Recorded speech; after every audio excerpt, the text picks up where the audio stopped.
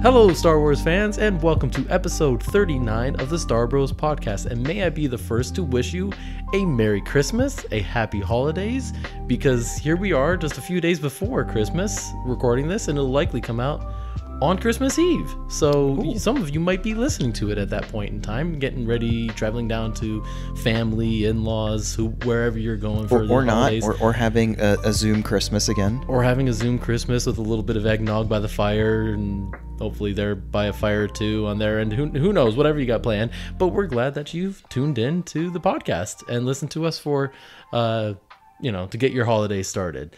And we have a great one coming for you today. We're going to be talking about Rogue One. Yes. And we're very excited to be celebrating the 5th year since it's been released. I can't believe that, by the way. I'm still struggling with that. Dude, it's shocking. Yeah. Where's the time gone? I don't know, and it just keeps going faster. So pretty soon, we're going to blink our eyes and we're going to be doing the 10-year anniversary of Rogue One. By the way, this voice that you hear is my trusted bro host, Jan Solo. And the other voice that you're hearing is my esteemed bro host, Ben Skywalker. That's what happens when you forget to do your intros. You're just like, oh yeah, that too. we're mixing it up. It's a holiday episode. It's a special episode. It's our second annual Christmas episode. It's our holiday special. Yeah. But we haven't done anything that's like very... Life Day is really it. We did Life Day. And our Halloween episode. We have a Halloween episode, but that's about it. What did we do last year? We did... Did we do the 5-year anniversary of Force Awakens? Yes. Right? Yep. What was that one called? Wake up and smell the Force, Ray. That one. Yep. There's a few of our episode titles where I'm like really proud of the name. That's one that sticks. That's one that does stick, and the same with the Kessel one. Mm-hmm. What are the Kessel's boiling or something like that? Yep. Yeah, I like that one.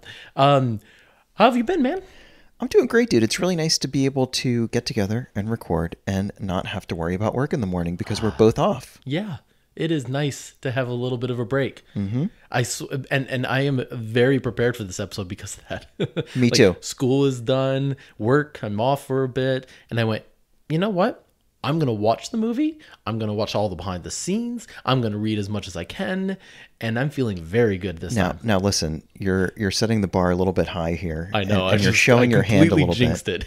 It. And, we don't want to lead the audience on and think every episode is going to be as well planned out as this one. Well, as long as the Christmas ones are this amazing. Yes. Right? Okay. I'm good with that. We'll just say that. So in a couple of weeks, we'll return to our regularly scheduled program of half-witted, thrown together notes of us scrambling and going off on tangents. But this one's going to be pretty focused on Rogue One.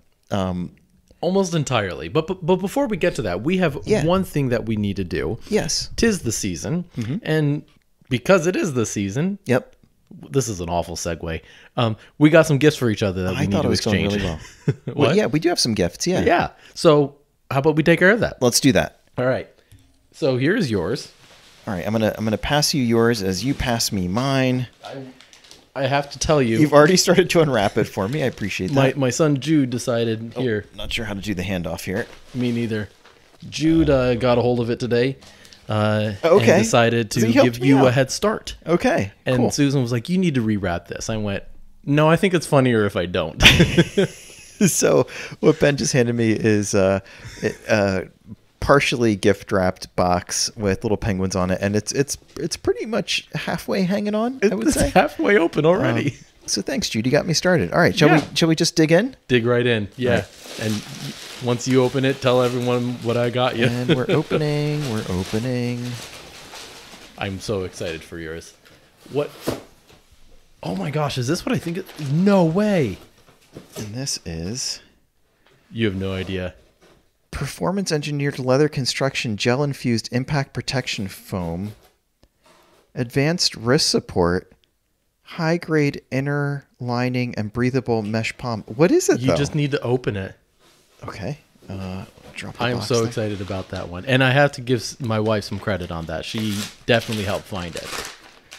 I don't even know what it is. Are these Star Wars boxing gloves? That's exactly what they are. Oh my gosh. That is awesome, dude. And what kind? What are they? What's the design?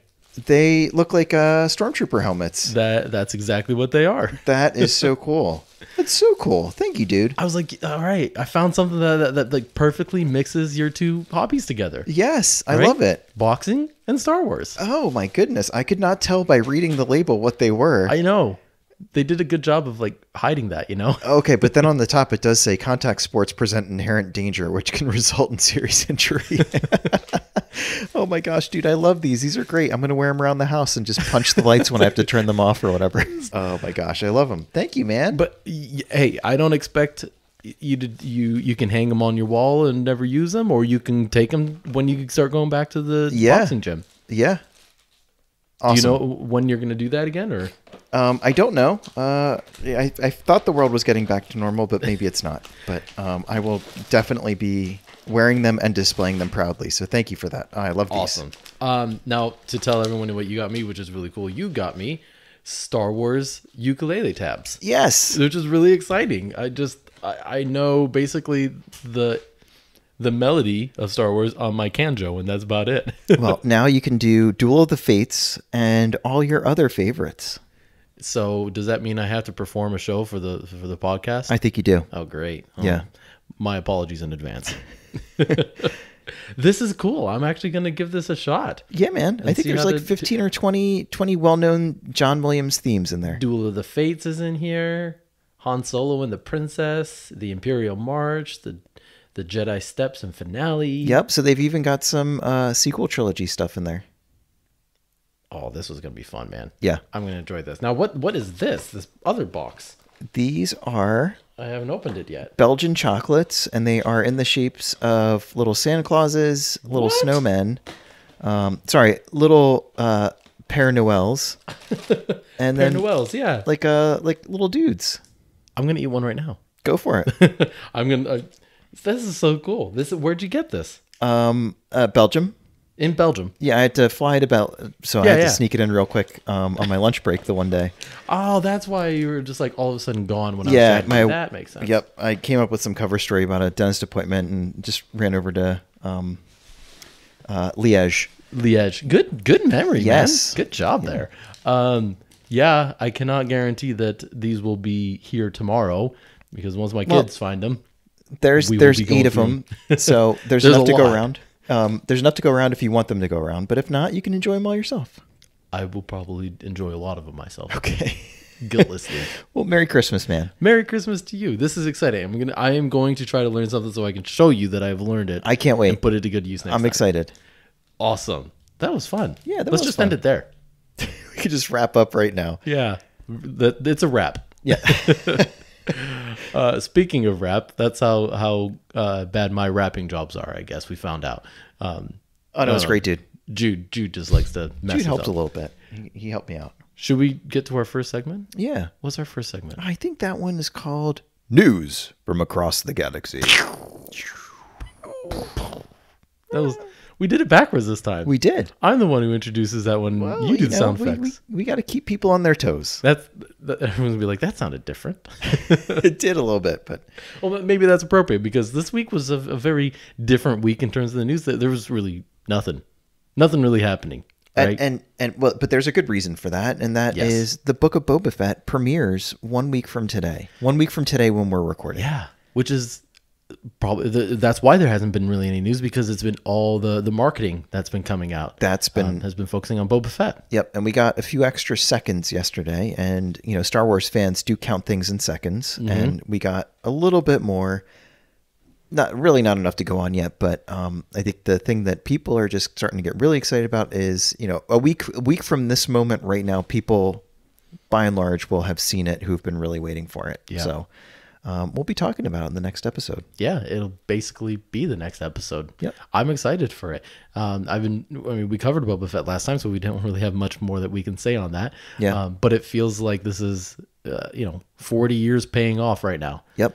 Been a long time that this character has been around, and we're finally getting to know more of his story. So the thing that I pulled from one of the promotional videos that they put out there, where they were interviewing Filoni and Favreau, and one of the things that Favreau said that stood out, and not going to get the quote perfect, but he talked about covering what happened kind of in between and leading up to the end of after Return of the Jedi, when we get introduced to him. Like, what happens in all that time? Now we're getting some of that from the comics. We have the Crimson Dawn series that's coming out right now, in the War of the Bounty Hunters, and you're seeing some of what's happening at least in between Empire and Return of the Jedi. Crimson Reign Is what's happening now. Yeah, I don't think we're getting much of. We haven't gotten much of him in that, but we got him in the War of the Bounty Hunters. Yep.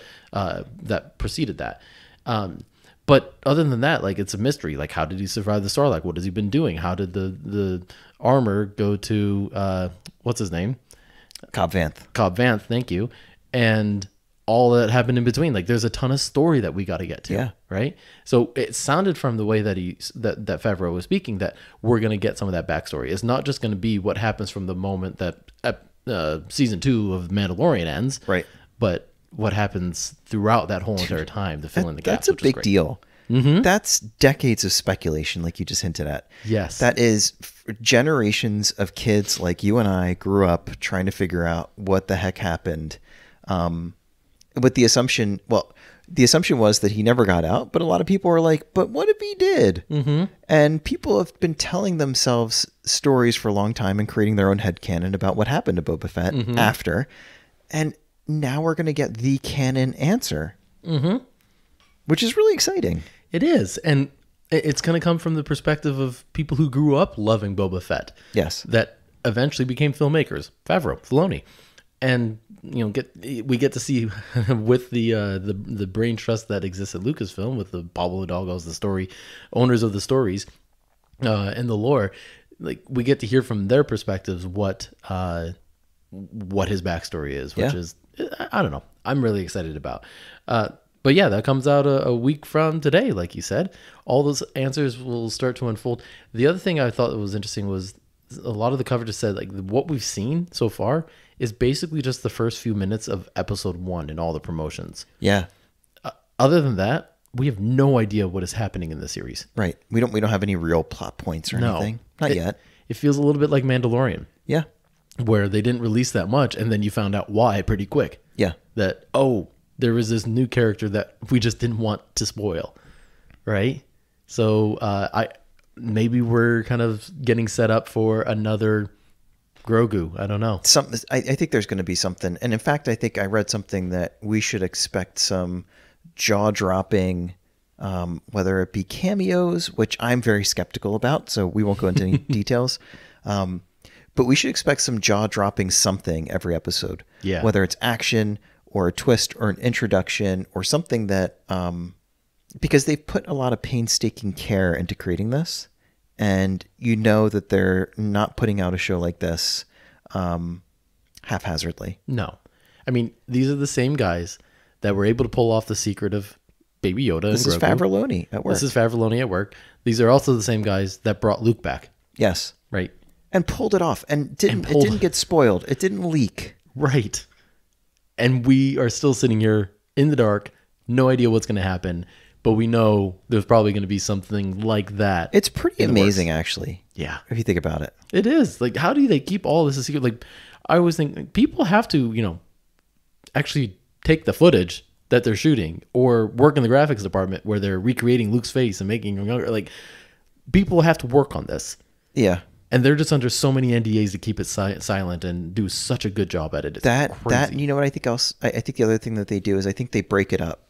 So yes. I don't think anybody has the script except for a very short list of people. Yeah. People see pieces of it, but not everybody knows the whole story at any given time. Yeah.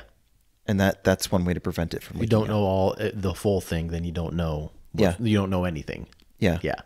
Like I saw, as a quick tangent, I saw a video of back when they were filming The Force Awakens. No, sorry, back when they were filming The Last Jedi, and they were on the island that was used as Ahch-To, and there was a bunch of security boats circling the island because there were literally paparazzi and news people trying to get to the island because they had a feeling that was the new Star Wars movie that they were filming. Yeah.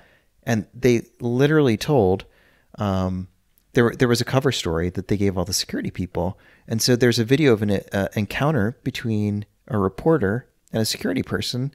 And the security person says very calmly, "We are filming a BBC documentary And we don't want to see boats and planes and other people walking around the background while we're filming this documentary. So we have to ask you to stay at least, 2 kilometers away or whatever. I was like, okay, BBC documentary. Sure. Yeah.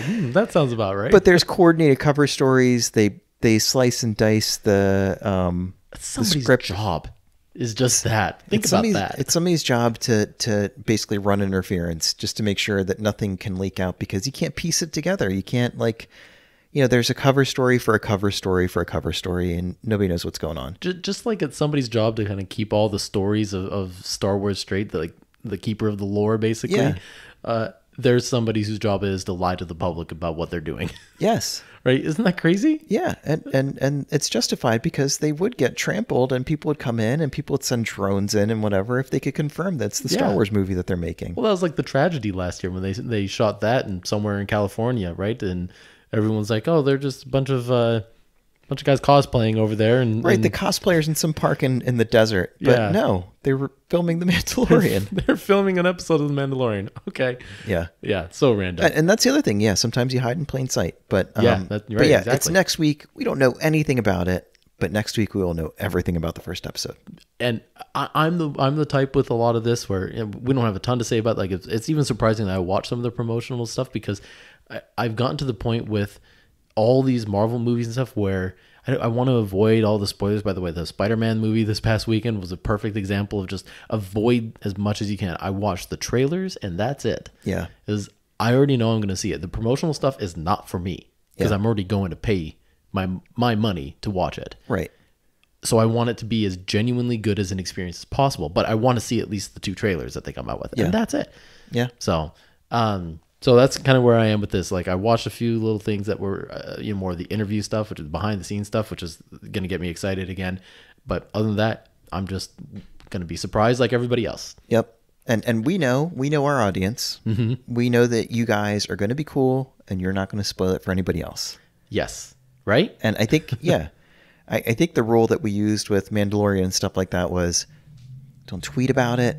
Yeah. Don't post about it until at least the Monday after. The Monday after is my rule. Now, Give the which is people the tough. weekend to get caught up. There's going to be people for their personal circumstances who still can't see it that weekend.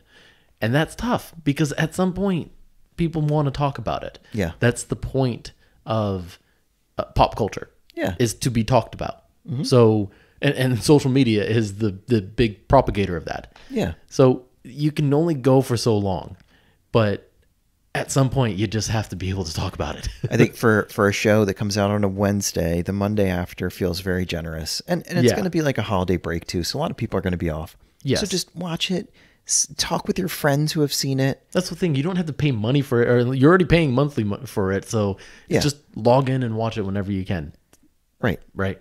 And don't spoil it. And don't spoil it for others. Right. Until they've seen it too. Anyway, moving on. Like the person who told you that Jar Jar's in No Way Home. Yeah. Spoiled that one. Right. And then I had this huge rant. Sorry, backstory for everybody. I went and saw, you sent a picture of Spider-Man No Way Home with Jar Jar Binks on the cover of it. Yes. As a spoiler. And Yep. and then I kept it going after I saw it, saying Jar Jar Binks was amazing in it. People were taking their shirts off and running and doing handstands on the, and I thought I was being really funny and clever. And you and Chris had like no interest in it at all. No, I thought it was really funny too. I was just Okay, enjoying good. watching Chris's non-reaction. And I said something to another friend of mine who went and saw it, and I haven't seen it yet. I went and I will at some point, but I said it to a friend of mine, like, "Hey, was Jar Jar good in it?" And he said, "Yeah, but you know what was weird? He kept breaking the fourth wall." That sounds like Jar Jar. Totally. He just doesn't care anymore. Next item. Okay, so this one, we just got to touch it real quick and Yep. and move on, because we want to talk about some Rogue One. But the Star Wars Eclipse trailer came Yeah. out, and And people went bananas, even though nobody Yeah. knows what the heck the game is about. Just Oh, yeah. people drumming. there were funny memes afterwards, like Star Wars fans freaking out about stuff they'd have no idea what's happening. Yep. Yep. Because like there's nothing in it. People were drumming, and It was very cinematic. it was very cinematic. It looked really cool. It looked like at one point, like Dooku's lightsaber. Yeah. It sort of looked like the hilt of Dooku's lightsaber, but even that, people were just like, "Oh, what does it mean?" It's like it doesn't mean anything yet. We don't know. Yeah, I got Avar Chris vibes from one of the characters. Oh, okay. Cool. Wasn't, but the only difference was like she wasn't blonde. She Yeah. was just she was a brunette, I'm guessing, or black hair. And then, but it was the pendant that came across her forehead. Oh, That's what tipped it for me. I was like, is Okay. that like an Avar Chris kind of? Yeah, I missed What that. is that? So I don't know. No idea. Looked really cool. Everyone got excited for about 2 days, and then some news started coming out about who was developing it and Yeah. the backstory there. right. And I don't know all the details, but I've Me certainly neither. seen the hashtags and I've seen them trending. And the gist of it is, if you're not familiar with this latest controversy in our fandom, is that it's being produced or designed by Quantic Games, which was not evident when the trailer first came out. And Quantic Games is, I think, founded by somebody who has said derogatory things about people that, doesn't jive with who we are, doesn't jive with Baraxium, and just really sad and alienated a lot of people, made people feel like, oh, somebody who's making this game may not like somebody like me. Yeah. So what's going to happen? We don't know. I Yep. think the best case scenario that I heard was that the game was not even going to come out for like 3 years. So I don't know if Quantic is still going to make the game after the massive social media backlash. I don't know. I don't know. don't even know what the game is. So I'm not Right. I don't know. I don't know. There wouldn't be much loss if they decided to just shelf it indefinitely or something. Just they put money into a trailer. But yeah, like you got a sense that with all the backlash from it the past few days, like it's not going to go quietly into the night. This isn't Nope. one of those things that, I mean, Star Wars fans, as we know, as we'll talk about with this movie, have long memories. And so this will not be going away anytime soon. No. But I mean, it's just disappointing is what it is. It's a huge bummer. Yeah, it's just like this great thing, and it just goes to show, businesses, Disney, Lucasfilm, they've just got to do more digging maybe before they sign the contracts or say like, yeah, we can do this, or like I don't know what happened. I don't I'm know. not here to either. comment on that. I'm not even here to comment on what was said or anything, because it's all just, like I said, disappointing. Yep. But the question is, what do they do from here? I don't know. So it's somebody's job to figure that out. It is not ours, thankfully. No, but I would speculate that they are going to hire somebody else. Yeah, I think so too. That's my guess. But how fast does that happen? Because I feel like video game designers and like I think they're booked for like years out because it takes so long to produce a game. Right. They're committing themselves for a long time. So is it like And that's like to make the game, but depending on the game, sometimes it's to continue supporting it afterwards too. right? Like think about Fortnite. Huge commitment Right. of just every few months you're doing a massive update for people who have come to expect it. And I mean, they're making a ton of money from it. yeah, So look, everybody's happy, but right. I can't help but wonder, is Star Wars Eclipse coming out 5 years from now as a result? Yeah, don't know. I don't know. We'll find out. It looks really cool. I hope for the game's sake that we get it. The trailer was awesome. The trailer looks great, but hopefully, I get what the concern is for people that are gonna get the game is if the perspectives that this creator has in making games flows through the game too, it's not going to resonate with a lot of people. So there are some legitimate concerns that it could fail just for that reason, Right. or that it just could be,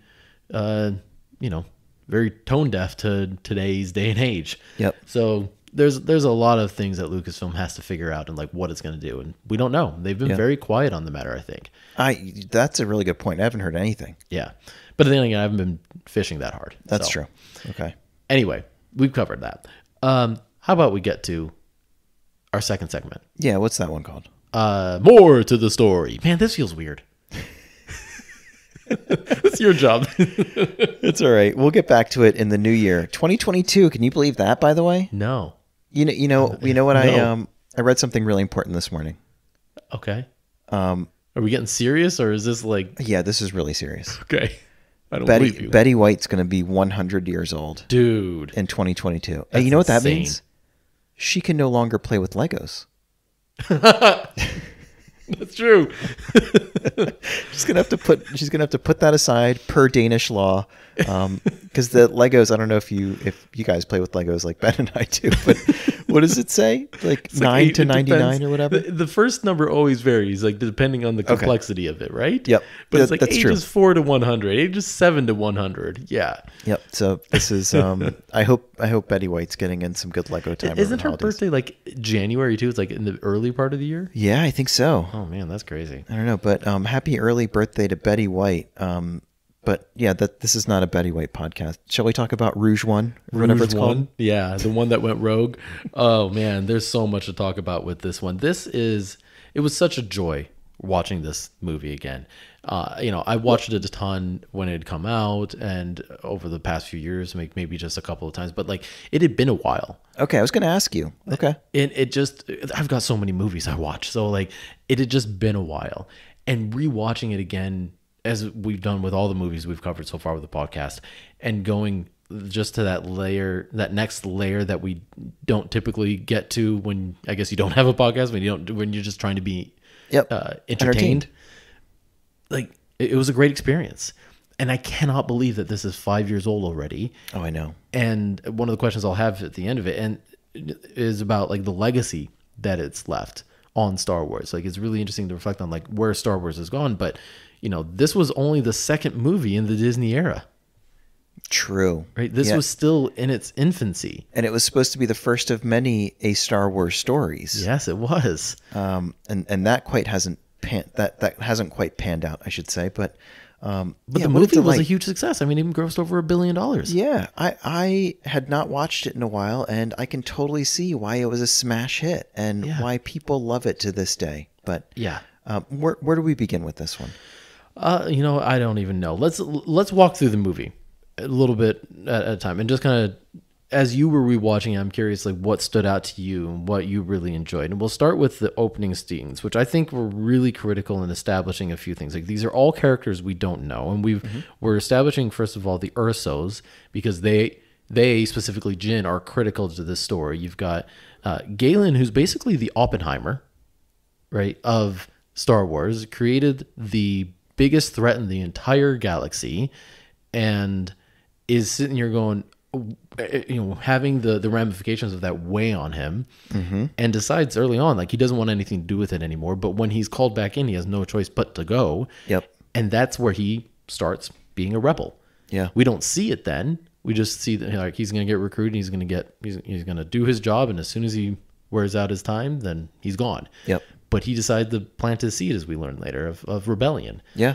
So we learn that he's a rebel. We learn that Jin's past is a tragedy. And by the way, sorry to interrupt, but it's interesting that, and I don't know if this was mentioned at all, and I know that you watched some of the behind-the-scenes footage on the Blu-ray that you have, which I have not seen, but you referred to him as the Oppenheimer, and based on my research, one of the first working titles of the movie was Destroyer of Worlds, which comes from an Oppenheimer quote after they dropped the first atomic bomb. He said, "I've become death, the destroyer of worlds." Yeah. And then they changed the working title or the title that they used on set. So like what they slapped across things, so it didn't obviously say Star Wars on it.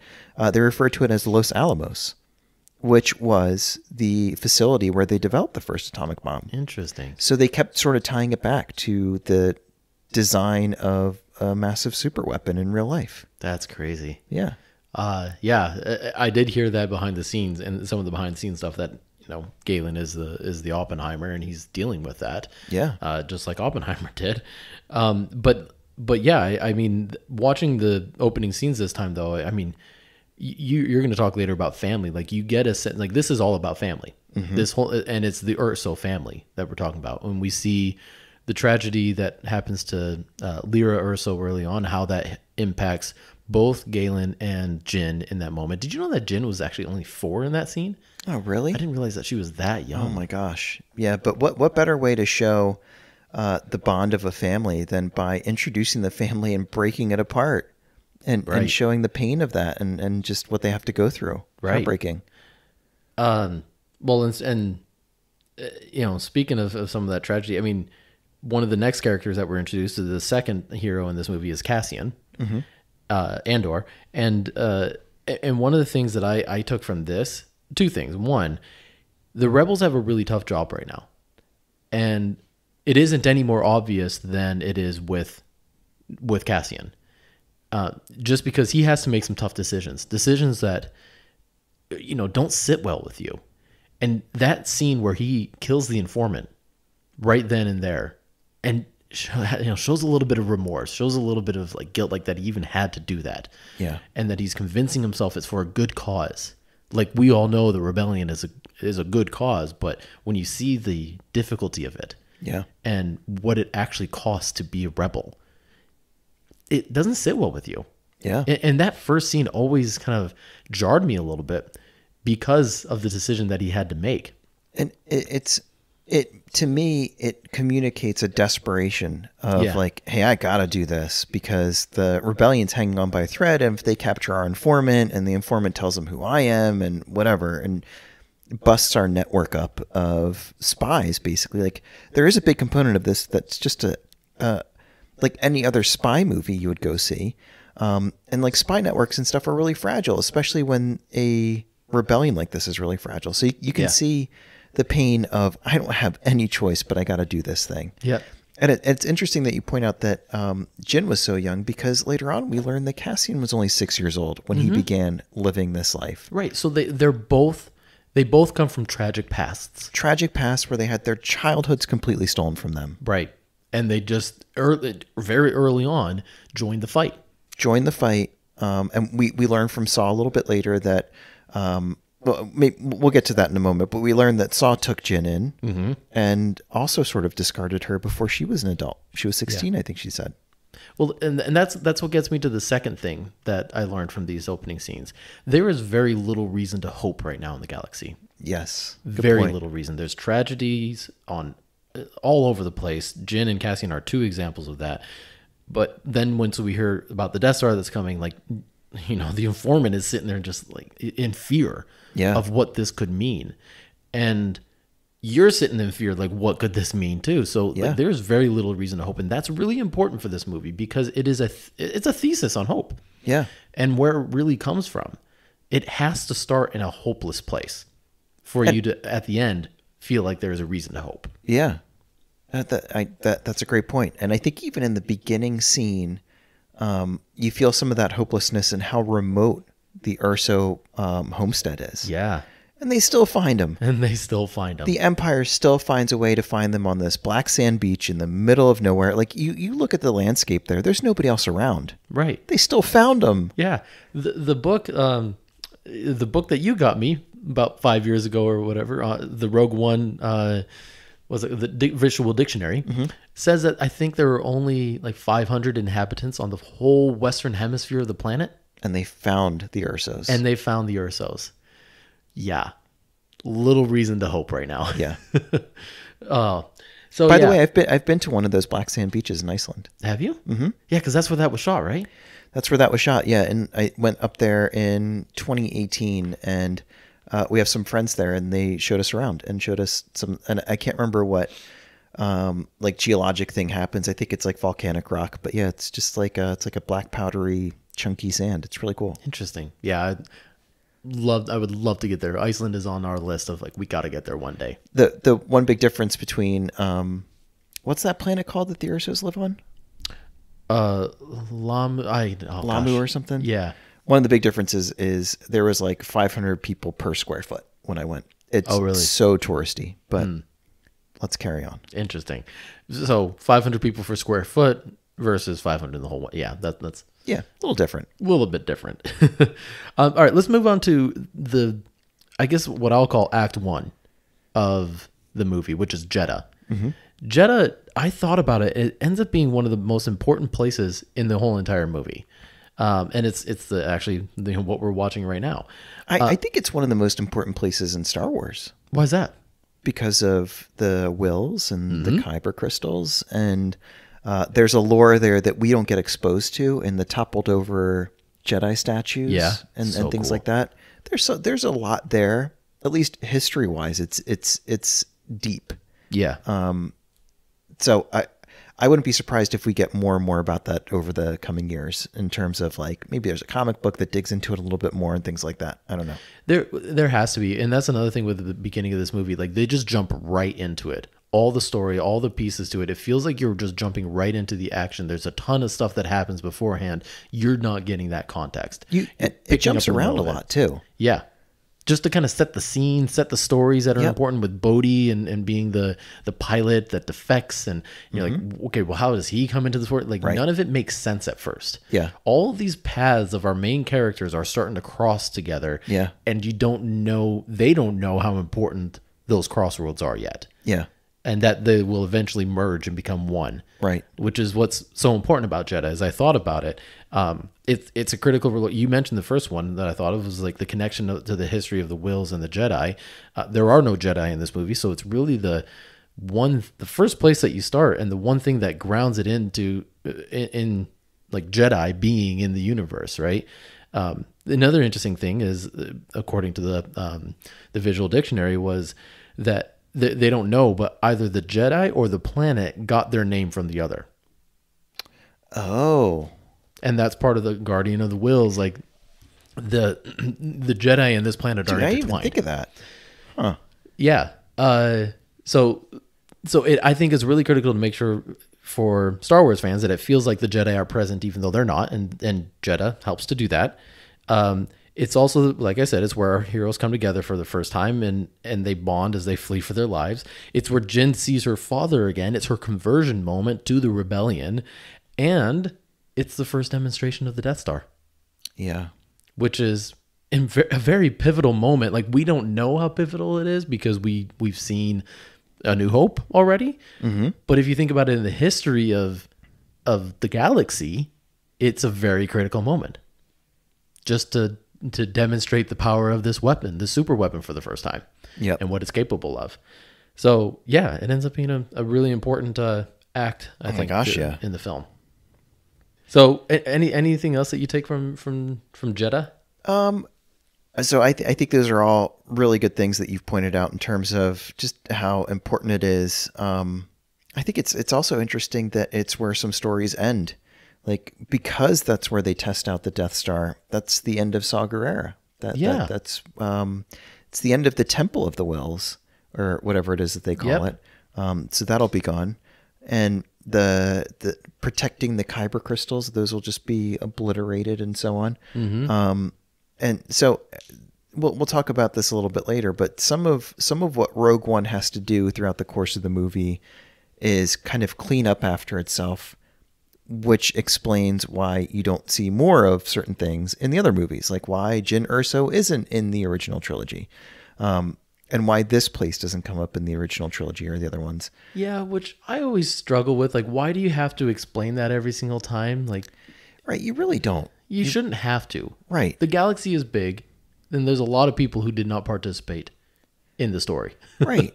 And I would be totally fine with that. Yeah. But I know that there are a lot of, fandom menace-y type people maybe who would, pick it out in front of the movie theater because all of a sudden something didn't make sense to them. Well, and they did that recently with like the Eternals for Marvel. Like, where were they this whole time? They were on the planet and they didn't help with Thanos and stuff like that. I'm like, guys, just pause for a second. Like, let's remember, like, they're trying to make these movies and deciding when's the right time to make them and have to come in and explain it every single time. Right. Like, it's a lot of work to do that. Right. And then people are super selective in what doesn't make sense. Like, I know. Like, okay, so like a lot of people were like, in The Last Jedi, I didn't like the Mary Poppins moment of Leia floating, and it's like, everything else made sense to you? Like, laser swords and wizards in space, you're fine with that. But somebody floats for a second and you're all up in arms about something. Like, I'm willing to suspend reality, but only so far. Yeah, right. I get, like, some things just don't work for people, but then let's not say that, it just didn't feel realistic, because then I have a lot of other questions. Yeah. Anyway. But yeah, some stories come to an end on Jedha. Yes. And part of it, I think, is Gareth Edwards, I think, probably really wrestled with this idea of like, what do I kind of close off from any future options of these character stories continuing, this place continuing, and so on. And they made those creative decisions. And so that's interesting to me too, that this is all we'll ever really see of Jet on the big screen unless we go back in time. Well, and the other thing too is you had to be really careful, and they talk about this in a lot of the behind the scenes stuff. You have to be really careful with what you do with the Death Star, because the destruction of Alderaan is the first, in all of our minds, the first use of the Death Star. Yeah. If you use it for anything similar to that, then you've made a lie out of the George Lucas's first movie. Yeah. You do not want to do that. Right. So how do you do that while also showing what the Death Star is capable of? And they told that line really well of saying, no. We're not here to do what the weapon is actually capable of. Just do a little demonstration. Yeah. Just make a little point. Yeah. And that's it. And then the other thing I think is really interesting is Alderaan, we always saw it from a distance, but here you get to see, what does it look like on the ground? Yeah. After a test. Yeah. When the whole landscape is folding up towards you. Right. And the world is just peeling apart. Right. So it was different enough. It wasn't the same thing. They didn't steal the thunder, so to speak. It was a big risk, though. I could see, like, oh my gosh, yeah. Gareth going, okay, what am I about to do here? But it paid off. I think it was really cool, really well done. Moving on. There was an interview with him that just came up on StarWars.com because of the 5-year anniversary of Rogue One. And it sounds like he was really anxious about some stuff like that. Mm-hmm. Of, hey, this is so cool. What a cool opportunity, but boy, do I have to get it right. And I think he said at one point, I think he finally asked Kathleen Kennedy when they were kind of fairly early on in the talks, trying to kind of recruit him to make this movie. He was like, so, how many people are you talking to? Yeah. Do you remember this? Yes. So, it's just you. It's just you now. Right. And he was like, oh crap.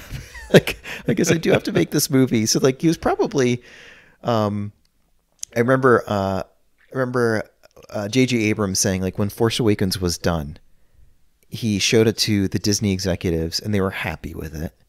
And he said he felt like what it feels like when you've raised a kid and they finally get out of the house, like they go off to college or whatever. Yeah. And it's like, okay, they're safe. I managed to get them to this point and they belong to the world now. They're out there and they're okay. And what a massive relief that must be to all right, that was a lot of work, but we're here now. Yeah. I think it sounds like Gareth Edwards really cared about getting this right, and as a result was just super anxious and terrified the whole time. Well, and it's funny, he even talked about how he hasn't seen it since it came out. Oh, right. Yeah. Right? It's been 5 years and he hasn't seen his own movie once. Yeah, he said he's seen bits and pieces of it in passing and things like that, but he hasn't sat down and watched it. Which I guess makes sense. If he watched the movie and the editing and post-production so much, why would you want to watch it again? Yeah. And sometimes you're embarrassed by your own work almost. You're I don't want to watch what I did, That, and I think, I think we do this with the podcast, and I think movie makers probably do the same thing. You see the holes in stuff. You see where you patched something up or fixed something, or where you ran out of time. I would have loved to have done this, but we only have so much time. And for a movie, which the goal of it is to suspend reality and to immerse yourself in it, if you made it, you're not able to do that first thing. Right. You probably remember how they set up the lights, and you probably see a scene and go, "Oh my gosh, this was such a pain in the neck." Just to get that right. Yeah. we had sand in our shoes for a week or whatever. Just whatever it was. In that particular article, he talked about, do you remember this, where he talked about filming Darth Vader? No, tell me again. There was some at the penultimate scene, I guess, right before they show Leia, is Darth Vader hacking his way through all the rebels on this ship trying to get the Death Star plans. Yeah. And one of the best scenes in all Star Wars. Yeah, totally agree. And they had a really hard time getting it right, apparently. And there's part of that was because they threw it in at the last second. It sounds like it was a late thing. And by the way, this is one of the Easter eggs I was going to share later. Gareth Edwards is in that scene. Yes, he is. He's one of those poor guys. No, he isn't. He's one of those after they receive the plans. Oh, right. He's one of the guys who helps release. Yep. The release lever. Yeah. Yep. So he's one of those poor guys in the sense he was probably terrified. But So there was two things about shooting Darth Vader. One of them, apparently, like the director, One of them is you can't shoot him. you can't shoot him. Sorry. Like the director of photography or somebody else working on the movie, they were having a hard time. It just didn't feel right. It just didn't look right.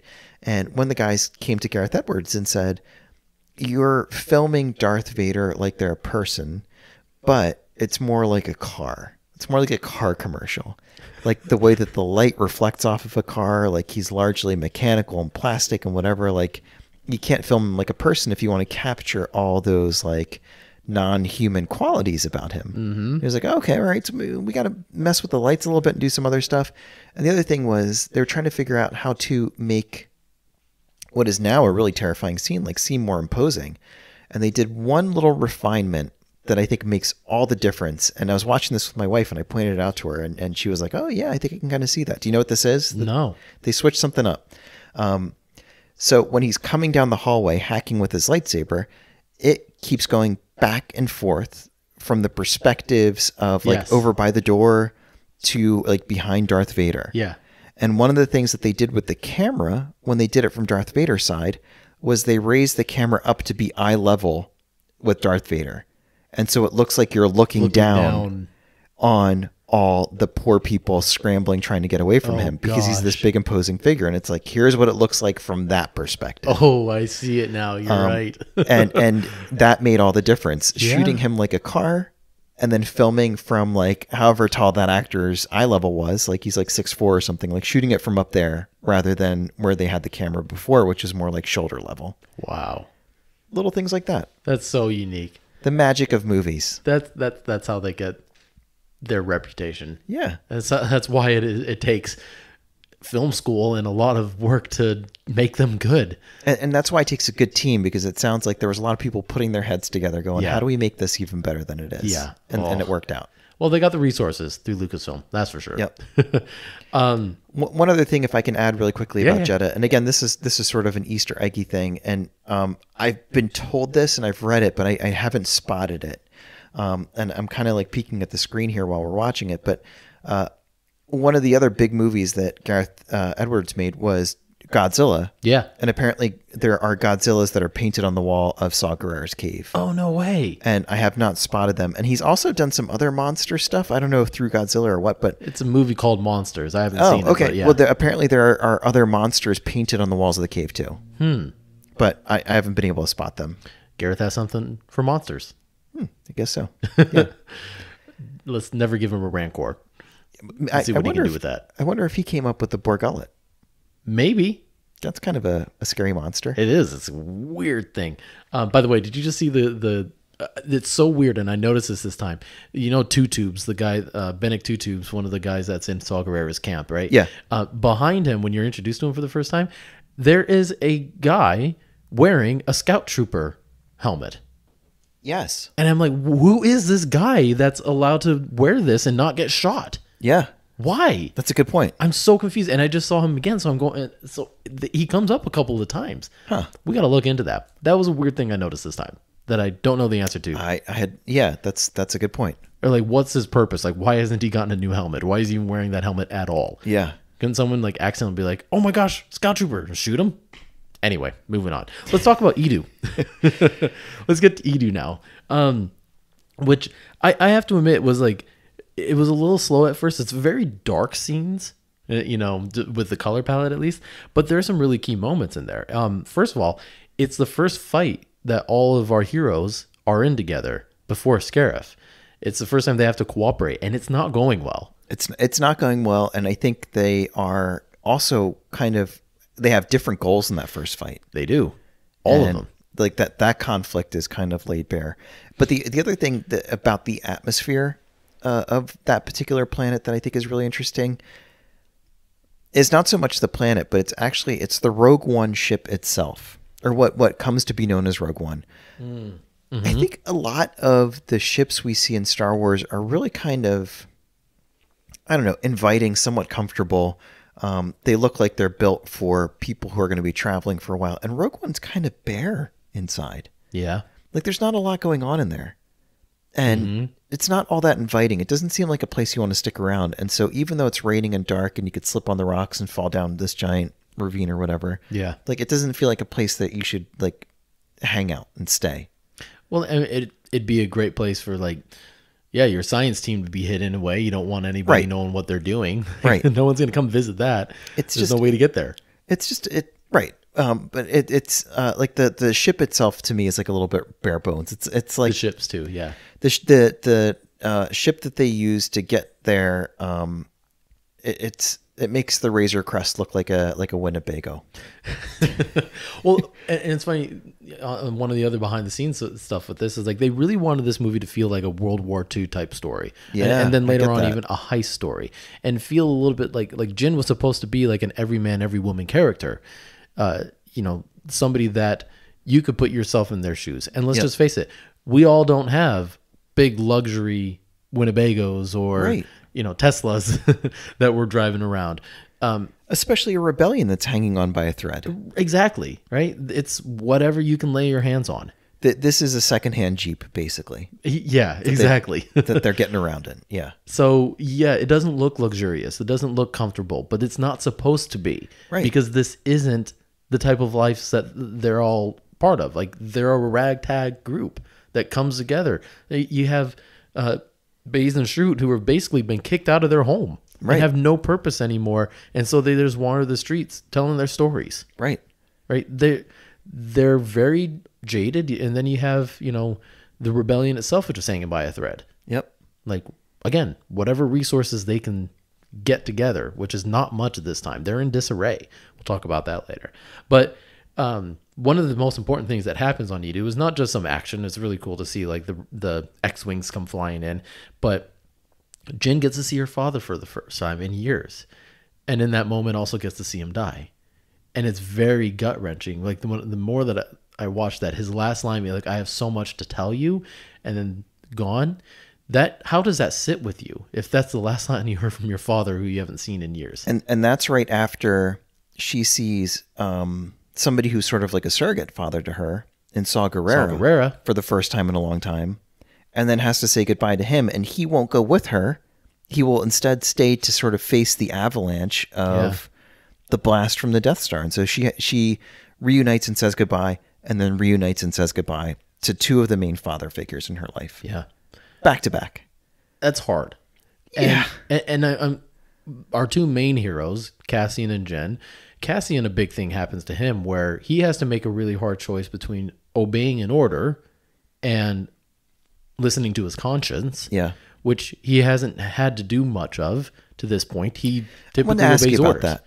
I wanted to ask you about that. Yeah. Is he so mission oriented that the outcome of the mission has become his conscience, and like that's how he makes decisions? And this is something that is breaking through now, where he's like, "Oh, I'm questioning an order."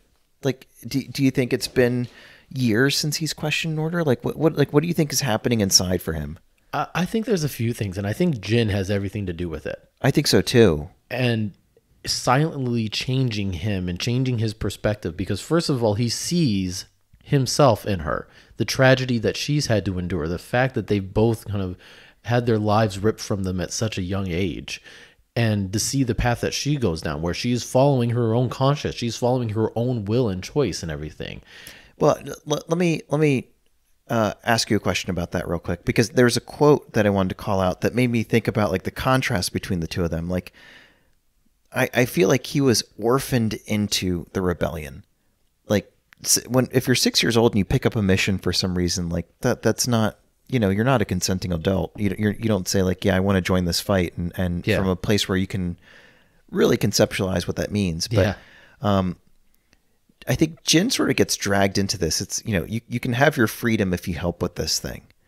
And at one point she says to Saw Gerrera something about, so he says something about Imperial flags flying across the galaxy. And she says something like, yeah, it's not a problem if you don't look up. Yeah. And that to me feels like a very different place from where Cassian's coming from. But she really quickly like shifts into being a part of the rebellion. But it's her father that does that. It's her father that does it. And then she's fully committed from a certain point on. But She's partially committed. She's still committed to her father convinces her, all right, maybe I should look up. Yeah. Maybe I should see what else is out there. But at this point, like, all she really cares about is her father. Right. The plans, yes, and everything, like, that the mission is oriented around, yes, but really it's her father. And so I don't think at that point, like, she's committed. She really, like, the weight of what he just said is on her now. Yeah. Right. And the fact that they just barely survived with, escaped with their lives from the thing that her father was just telling her about. Like, she's got real traumatic experience. Isn't that crazy? Her father's machine weapon almost killed her. Yeah. Yeah. It's wild. Yeah. But I think all of that kind of comes together to say, like, all right, I'm going to do something about this. But it's not fully there yet still. I think another point about Cassian too is he's not very trusting, right? And he's being forced to now either follow his order or follow his conscience and trust Jyn and her story that they're right. And that's a really hard thing for him to do. Yeah. So it's a real big character, especially once we've seen, like, at the beginning of the movie, what he's capable of. Like, he won't question whatever he has to do. If he has to kill someone, he'll do it. Right. And at this point, he's questioning that and not sure if if he should follow his order or his conscience. And he makes the right decision. Yeah. At the end of it.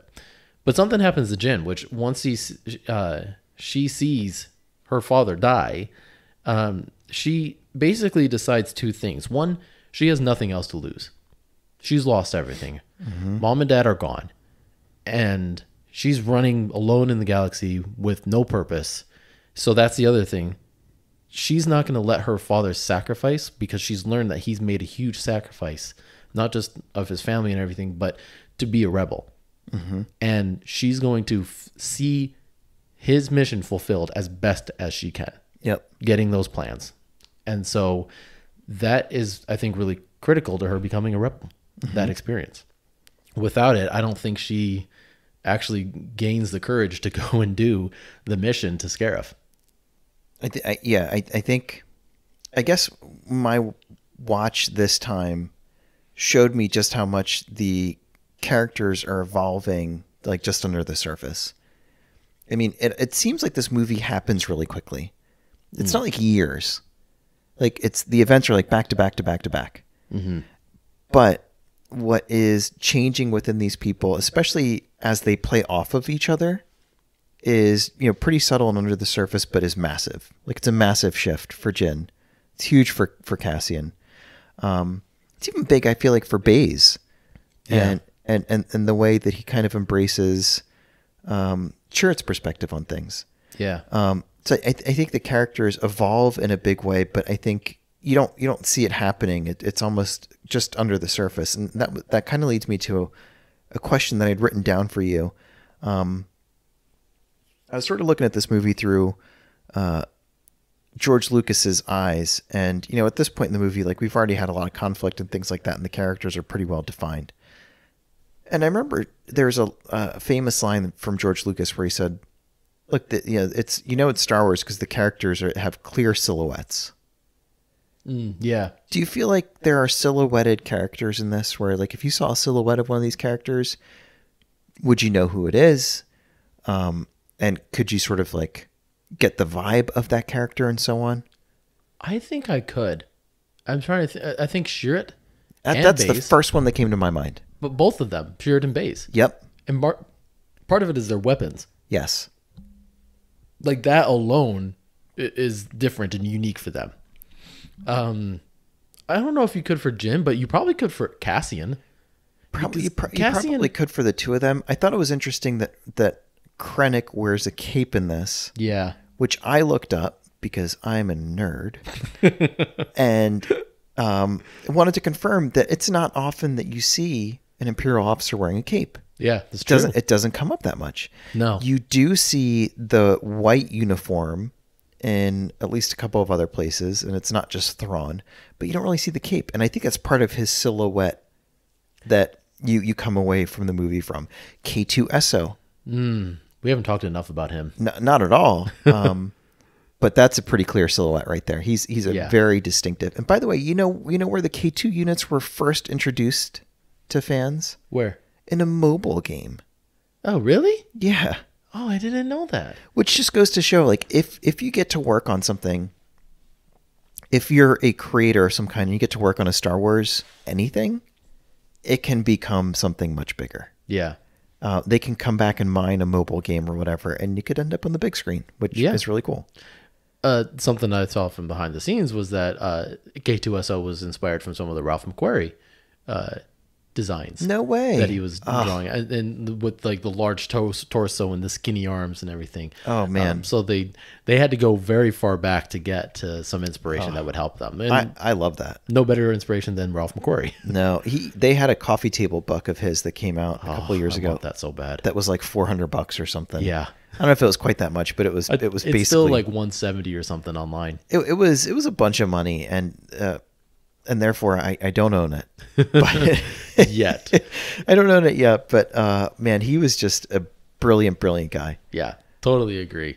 All right, let's keep moving on in the movie and try to get to a couple more things. But one other thing before we get to the third act, the meeting of the rebellion, I wanted to ask you about, because I found the meeting where Jyn is at the table with Mon Mothma, with all the other dignitaries surrounding it. They're having their big argument, and this meeting has always stood out to me. But for some reason, it resonated even more this time, and it's such a pivotal scene for the movie in defining where the rebellion is at this time, and they're in disarray.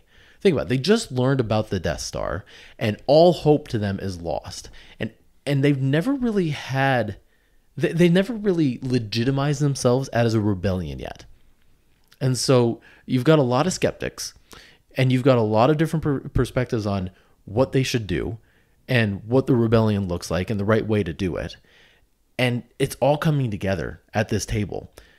And because they're all from governments, like they're kind of ineffective. Yeah.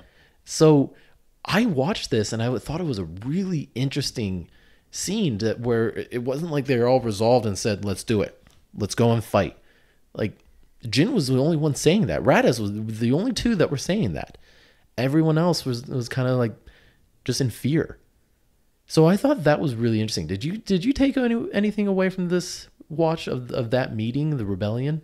So the first thing was different, honestly. I took away, I think, a couple things. The first thing was, it feels like a very Star Wars movie thing to do, to have like the Rebel staff meeting, like at least once every couple of movies, where it's like, all right, we're all going to go in the room, we're going to sit around the round table, and the pilots are going to be in their uniforms and things like that, and we're all going to yell about stuff and debate.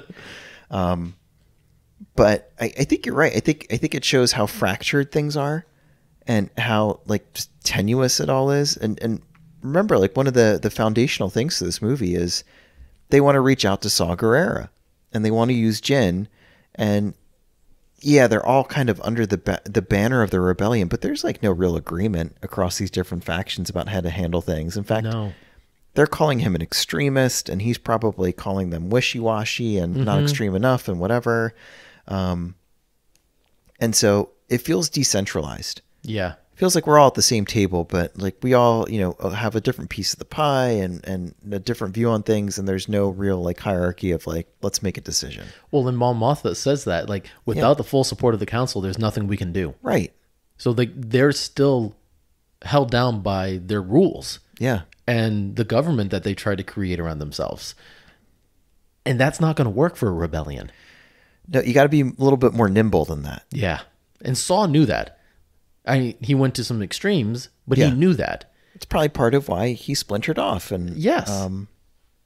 But at the same time, the thing that I noticed that was really interesting is that in order for a rebellion to start, you need some rebels. Yeah. And that's what Jyn and Raddus were.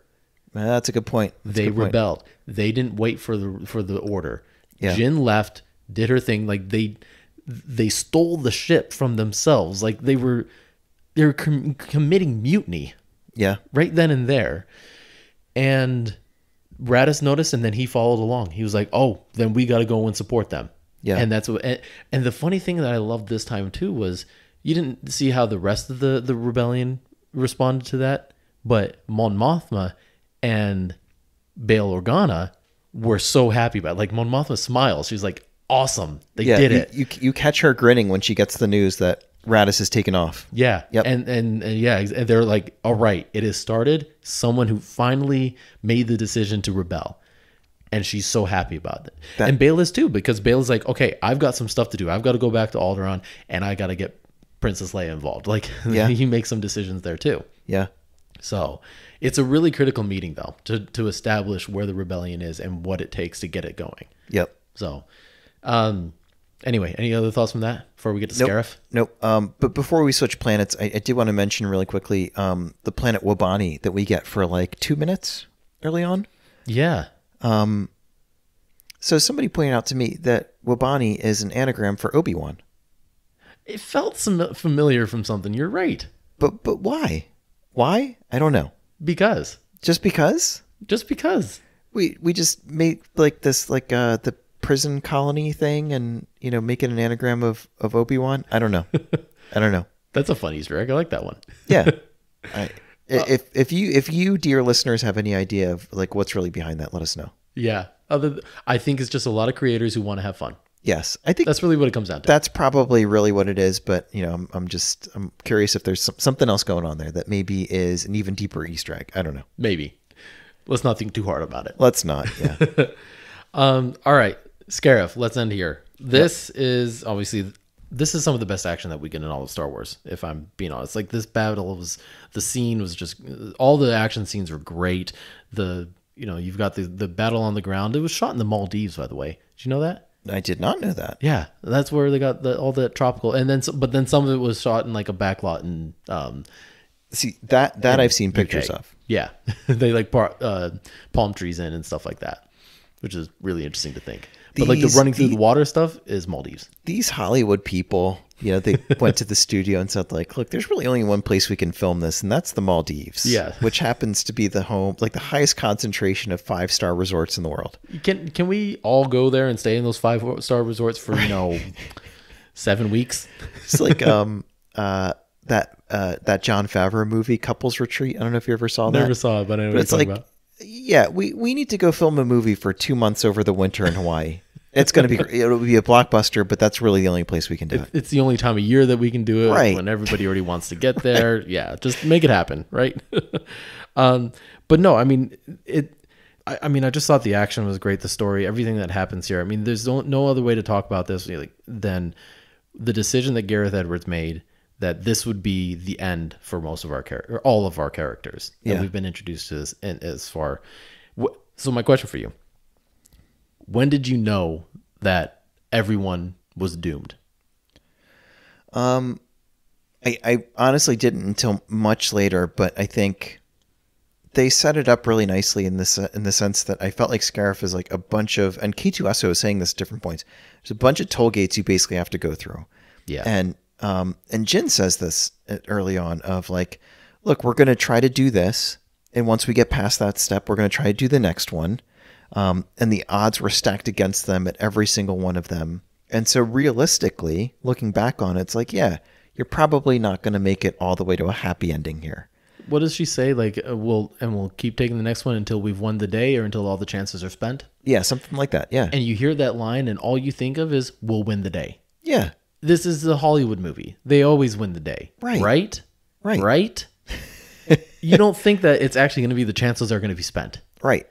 And just like everything else that's happened so far where, they just by the skin of their teeth managed to get off Jedha and, they didn't get crushed and, they just keep getting away with it. And I certainly assume the same of this, but, I think they set it up nicely on Scarif just to say like, look, there's just so much opposition to us pulling this thing off here. Yeah. And then little things along the way about like, well, they've closed off our ability to get in and out, so we have to use the tower to communicate, but for whatever reason we have to run this extension cord and plug this thing in. And so everything is everything's labored and really difficult, but I assumed that they would live the first time I saw it. At first I thought, well, they had to explain why they weren't in anything after that. And then but again, I think that's a cheap thing to do, just kill them because they don't exist in the rest of the trilogies. Like, nah, like there's got to be a better reason. But there was a deeper meaning to doing it. It wasn't just like, well, we got to explain why they're not there. It was, if you watch too, at the moment that they each accomplished their most important task, starting with Sherritt, he has to go find the master switch and flip it, right? Yeah. As soon as he does that, gone. Yeah. Right. And then you had Bodhi. Like as soon as he made the connection, he like ran the wire and things like that and got the message out that he needed to, gone. Yep. It's disappointing. It's sad. And then as soon as Cassian and Jin get the transmission going, gone. Yeah. And there was an interesting point, and I think it's important that Sherritt is the first one that dies for this reason, because he says like this is all as the Force wills it. And it was almost as like the Force willed it all the way up until the point that they accomplished their goal. Yeah. And the Force then said, okay, you're done. You did what you needed to do in this. Your part is done. I can't do anything else for you because you're surrounded by Death Troopers, or you're going to get hit by the Death Star explosion. Something's going to happen, right? And to me, that was just so beautifully executed. Yeah, that and I think Chirrut's explanation to it just brings a lot of peace to it. Yeah. It's like, okay, well, this is unfolding as planned. Yeah. It's not just throwing dice and hoping, you get lucky. Yeah. Yeah, it's deep. It's good. But it's such a huge risk. Yeah. To end a movie. How do you end a movie where all your main characters die and you leave the movie theater feeling hopeful? Well, that last little bit sure helps a lot. Yes, I agree. But that's exactly what they did. Yeah. Is they accomplished their mission and all paid the price for it, the ultimate sacrifice. They had nothing else to lose, so why not? They knew that this sacrifice needed to be made, and it galvanizes a rebellion. Yeah. And you end it with Princess Leia getting the Death Star plans and saying hope. And like I mentioned, at the beginning of the movie, you needed to feel hopeless, just so at the very end of it, you could feel like there was finally hope. Yeah. And that A New Hope had a reason to be made, right? Yep. And just the artistry of like connecting the events of the beginning of New Hope with the end of this movie. Wonderfully done. Yeah. Wonderfully done. But a lot of people didn't think so. Yeah, I think a lot of people felt differently. But real quick, going back to what you were saying before, I guess something that hit me differently this time on this watch, and it had been at least a year since I last watched it, probably longer, probably since before the pandemic, so maybe like 2 years. Even K2SO dies. I know. Not even the droid gets out alive. Right. Alive in air quotes. You know what I mean? But like he accomplished his part. He played his part. He located the plans. Yep. Stardust. Pointed it out. And then said locked climb. him in. Saved him. And that was it. He was done. Yeah. They all met their end, but not until they accomplished their most important part of the story. Yep. Which means that all of them met a heroic end too. Mm-hmm. Nobody's death was in vain that you see. Mm-hmm. Everybody contributed to that final outcome. Everybody contributed to Princess Leia getting those plans in her hands. And it's so interesting too that no wonder nobody knows how great of heroes they are. Like no one was there to witness this and then bring back those stories to tell. Yeah, nobody's there to do the retelling. The only ones that they could do that with were, those who were in the company of Raddus. Yeah. And that was it. So it's like, this is a bit of a lost heroic story. Yeah. That we now have the privilege of knowing because it's, we got that first person point of view, luckily. But if you think about it, like nobody else in the galaxy will really know all the sacrifices that were made and all the success. Like they know that their mission was accomplished. Yep. And these are the people that were involved. But even then, like none of them had been part, other than Cassian, none of them had been part of the rebellion for that long. Right. So there's never going to be any record of Chirrut and Baze that's going to end up, in any rebel. They're not going to name a cruiser after one of them or anything like that. No. Raddus they did. Raddus they sure did. Right, but he was a little bit more known. He was on the council and everything. Like Jin, she had a part to play. Yep. And so she will, she had one mission given to him. But yeah, the silent heroes. Yeah. It's a beautiful story. It really is. On it. Yeah, I love the idea of giving them their due. All right, I've monopolized a lot of like where we've gone, and No, I thought this was great. I thought this was a great walkthrough. I'd love to hit you with a couple of other things. Sure. If we can kind of jump around and go back to maybe the very beginning, if that's okay. sure. So we talked a little bit about the silhouettes, and I mentioned to you that one of the things that I kind of tried to look through the lens of when I was watching this movie was the lens of George Lucas making the original trilogy, because there's so many tiebacks to the original trilogy, and it kind of felt at home with the original trilogy as the lead up to A New Hope. But George Lucas is known for some visually distinctive things that are consistent throughout the movies, and a lot of people who have made Star Wars movies since have started with these too, such as the crawl. And this one does not have a crawl. Right. But I learned that it did, and they scrapped it. Interesting, right? And so Gareth, I remember when they were making the movie, seeing an interview with Gareth Edwards where he said, I could try to mimic the other Star Wars movies, but I don't think that's what they hired me to do. It would not be me making it my own. So I have to do some things that make it, this team that's working on this Star Wars movie, we have to make it our own. But it also, I think, made us question what makes a Star Wars movie. Yes. Is it totally. the fact that it has to have an opening crawl? Yeah. Or is that just a stylistic choice that is, unique to Star Wars? Yeah. Honestly, because of that, like I always thought, yeah, it has to have an opening crawl for it to be Star Wars. But then when it didn't, I went, I guess it doesn't. I just always believed that it needed to because I saw that every time. Yeah. But it still is it feels like Star Wars. It really does. And I don't know, but I'm assuming that there are people who are angry about it not having a crawl. There are. Oh yeah, there are. The other thing that these movies typically start with is a spaceship. Mm-hmm. And Gareth said, no, a planet. But the spaceship soon followed. And then a spaceship will follow. That's true. The one thing that they did do though was the pan, and they panned up. Yep. Right. True. So they kept that piece of it. Yep.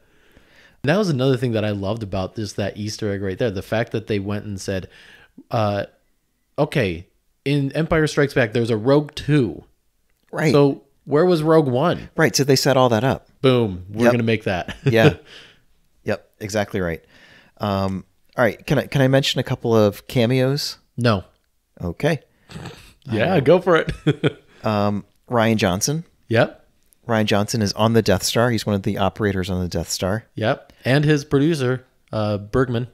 Oh, really? I can't remember his first name. It starts with an R. Ron Bergman, maybe? You're thinking of Ron Burgundy. No, I'm not.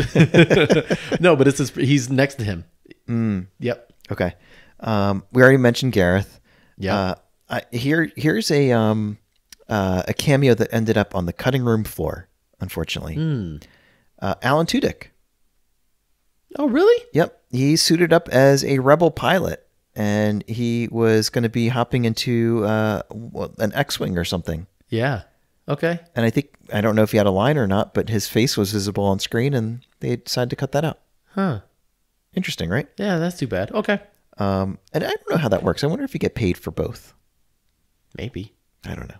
I mean, he's getting paid nonetheless. He's in the movie and he's the main character in it. Yes, true. And he's in so many movies. Alan Tudyk is one of the best. And he's so many things that you were like, that's Alan Tudyk? Really? Yeah, he's the man. I really enjoy his work.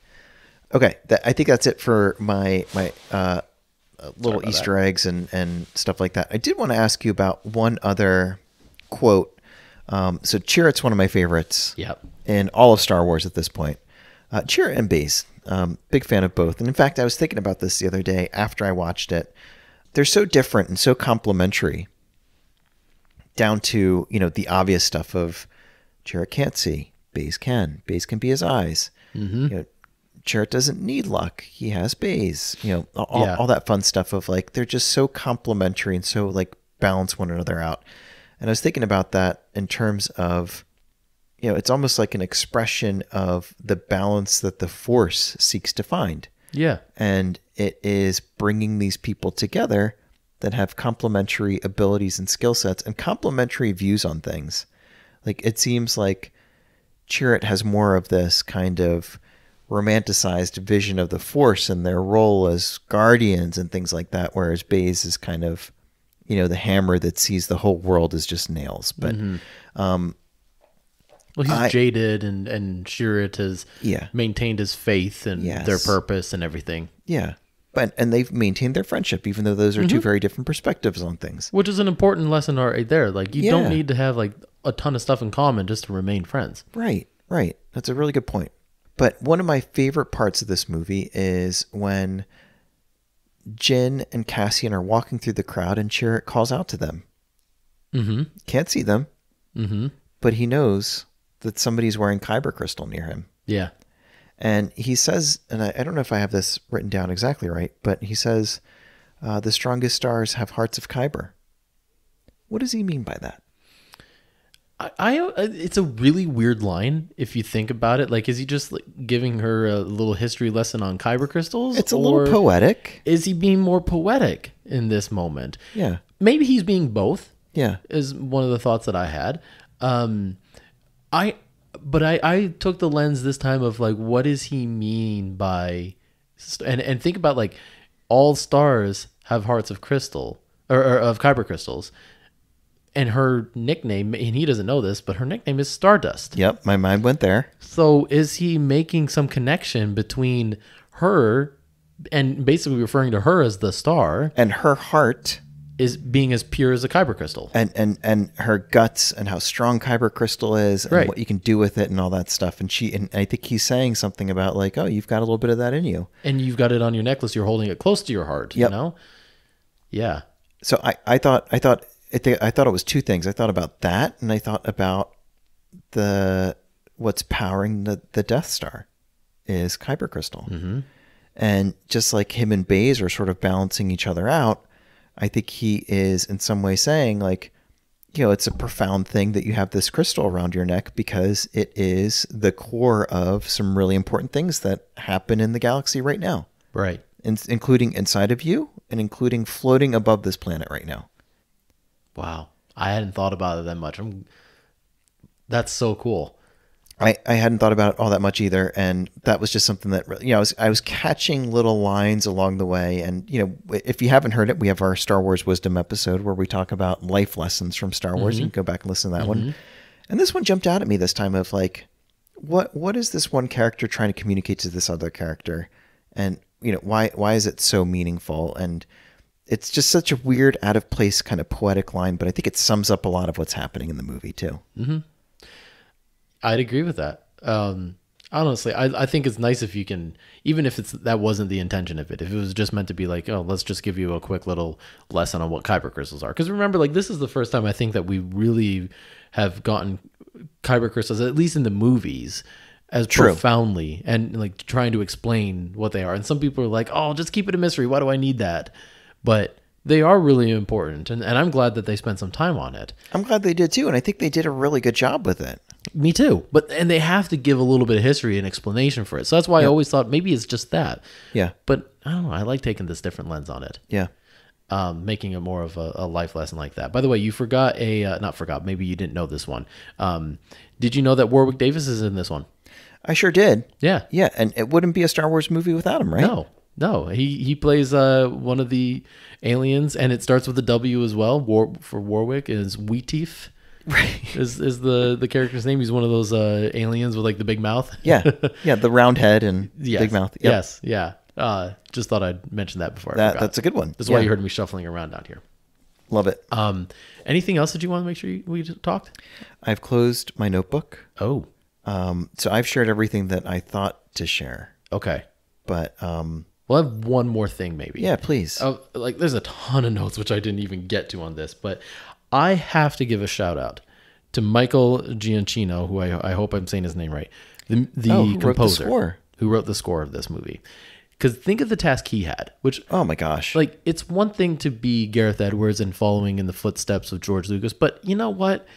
You already had J.J. Abrams do that, like being the first director of a Star Wars movie since George Lucas. Like, so that is a big challenge. I'm not gonna say that, but he is also the one that's like stepping away. He's able to do like his first solo story, so there's a lot of risk in that. Think about the risk of Michael Giacchino following in the footsteps of John Williams. That's a big risk too. Oh and my to be gosh, yeah. told you have to make this sound like Star Wars, but basically don't use anything that John Williams created unless it's merited or warranted. Yeah, and he does that with a very light touch. Right. Like just a little bit of Vader's theme on Mustafar. A little bit of Vader theme. Like little things like that. But the rest of it was all original stuff, but it felt Star Wars-y. It felt very Star Wars-y, but more importantly, I think something he did with this music was a fantastic little thing. And I talked about it. You had to go from feeling hopeless to hopeful by the end. Yeah. And the music does that very well. I feel like Jin's whole theme, the musical theme that he made for her, it feels very hopeless. Yeah. And it feels like, she's gone through a lot of tragedy, but there's beauty in it too. And you Yeah. can sense that as you listen to it. But to go to create like this hopeless tone and then end it on hopeful, he did a great job on the score and communicating that feeling throughout. I felt, at least. That's a great point. He nailed it. I remember seeing on Twitter somebody had the score on vinyl, which I thought was cool. That's cool. Just drop that on your record player. It's so cool. But here's another thing that I didn't know about Michael Giacchino. You ready for this? I watched 3 movies this past weekend. I watched Spider-Man, No Way Home. I watched Zootopia at our work thing went there on the. Was Jar Jar in that too? He was not. No. No. Okay. And then I watched Rogue One. Okay. All 3 scores are by Michael Giacchino. Wait, say the movies again. Zootopia. Zootopia, Spider-Man, No Way Home, and Rogue One. Wow. But listen to the rest of his resume. I don't know. Inside Out, Lost, the TV series Lost, Mission Impossible 3 and 4, Star Trek, Doctor Strange, Wow. Jojo Rabbit, That was a good one. Incredibles. That was a really good one. All of those are him. Huh. So- I wonder if Taika's going to call him for when he makes a Star Wars movie. Maybe. Wouldn't that be cool? So here, I would love that. I mean, he did Jojo Rabbit, so why not? Yeah. So here's my bold prediction. Unfortunately, one day we're not going to have John Williams anymore. What? Unfortunately. What do you know? I don't know much. Just that life happens, unfortunately, and Star Wars will continue. I would love to get Michael Giacchino's music with his experience. And honestly, some of these movies are really good. The scores are really good. I'd love to see him continue Star Wars movies. I would too. John Powell, who did Solo, was really good too. Yeah, I remember that one being good, but I remember this one standing out. It's funny when you say with his experience, I just picture all the things you see on Indeed and all the different job sites where it's like, we're looking for somebody to write the score for a Star Wars movie. You must have worked on at least one Star Wars movie before. And it's like, okay, that narrows it down. Yep, there's John Williams. You guys Right. are going back to that guy. How much does he cost us now? A lot. Yeah, dude. There was one of the sad things about the pandemic, and there's many of them, is the things that we missed out, and like there are certain opportunities that we may not get again. And one of them was John Williams did a small tour this fall, but it was kind of hard to travel. It's kind of hard to go anywhere. And he did a show at the Hollywood Bowl where he did all Star Wars music and some Indiana Jones and some other music he wrote outside. And that must have been absolutely amazing. Oh, I would have loved that. But it was just a little bit too far. Now during the pandemic, it feels like things are even further away sometimes. And so we couldn't make that work, but We're supposed to end our show on a hopeful note, just like this movie did. so though. the hopeful note is that things get back to normal, and John Williams goes on tour again next year, and he comes to Philadelphia, and we take him out for a cheesesteak, and then we go hang out at Atomic City Comics, and then we watch a hockey game with me, you, Chris, and John Williams. a hockey game? I'll just settle for an Indiana Jones or a Star Wars. Okay. Or even right. Jurassic Park. Well, I'm dreaming big. That's awesome. I like it. I mean, I'm happy to watch some hockey with him too. That'd be a great experience too. I did have that experience though, where I went and saw an outdoor showing of Jurassic Park with the Philadelphia Philharmonic that played the music live, played the score live with the movie. And that was pretty amazing. And John Williams wasn't there conducting, so I can't imagine what it's like when he is there. Oh, it's probably fantastic. Probably really just a special thing. Well, I hope we get that chance. I hope we get it. Which with, part? like, The whole thing? all of that. Yeah, Yeah. the whole thing. Yeah. Down to the letter. It needs to be perfect. No, I mean, I would love to get that with Michael Giacchino for this movie too. Yeah. Because honestly, the music is just fantastic. I listened to the whole score again like yesterday as I was preparing. Awesome. So good. So anyway, I just had to get that plug in there. I had no idea, by the way. That's a fantastic resume. Isn't that? That's so impressive. I didn't realize how much he had done. I knew a few things here and there, but like that much? How is he not like a household name? I know. I think part of it too, and that's another thing. Like, so there's some Marvel movies in there, like the Spider-Man movies and all those, Doctor Strange. Like, they're varied. Like the musical tone of all those movies is different. But isn't it interesting that we know who Ludwig Göransson is?